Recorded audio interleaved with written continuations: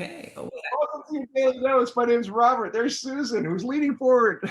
leaning forward. Which is right, Wow. because Susan, you are leaning forward. We just got off a tremendous conversation with our dear friend Marianne Sprinkle. And we're just, I think the charge here is, like I said, we're talking unabashedly about raising the money we need to make Yes and Exercise the company we want it to be, right?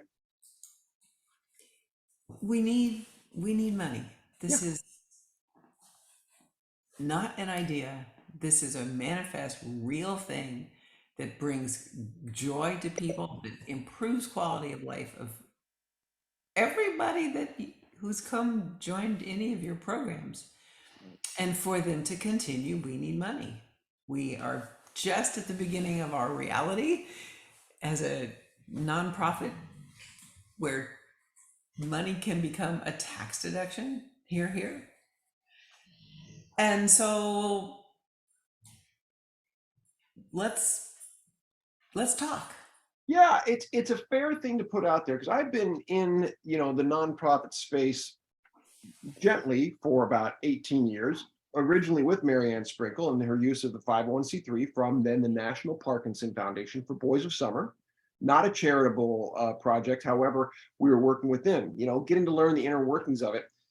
5, 6 years ago, I co-founded Parkinson's Place. That was a big step in after learning about nonprofits. See the inner workings, raise money for several events. Okay.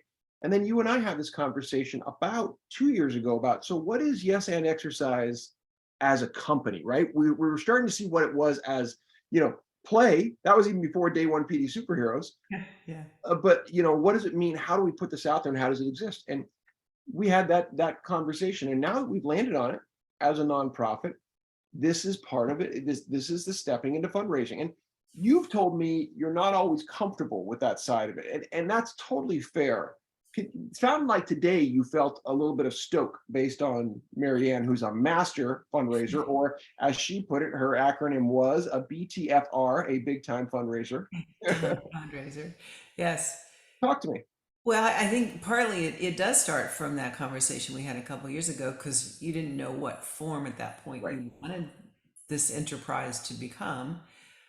I think it kind of organically evolved. I think that's probably how it just felt right. And I think after talking to Samantha Ellenderry at the Parkinson's Voice Project, and especially her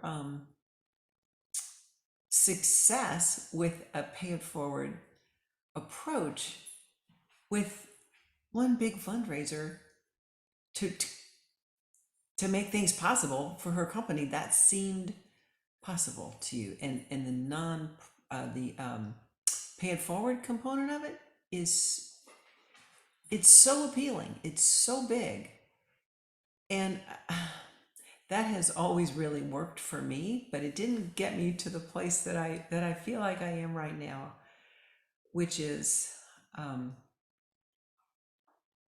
when people understand what YAX is, what Yes and Exercise is, what we're doing for the quality of life for people with Parkinson's and their care partners, and maybe even the medical professionals who help take care of them,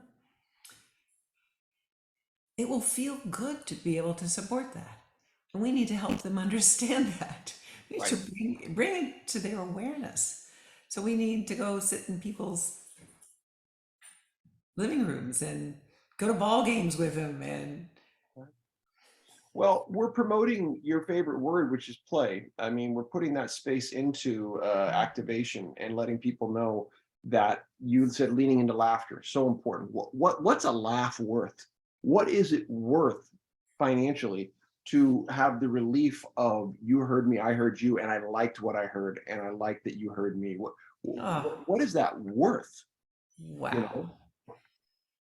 I mean, to me, that's why we live. Yeah. We don't necessarily live just to think and be logical and rational and solve problems. That's essential and it's beautiful and it's wonderful. But if it's done in isolation and there's no lift and joy, Right. I don't think this survives.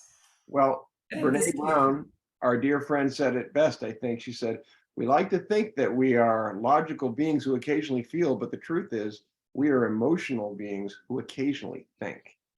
And that's where we want to leave today's dose.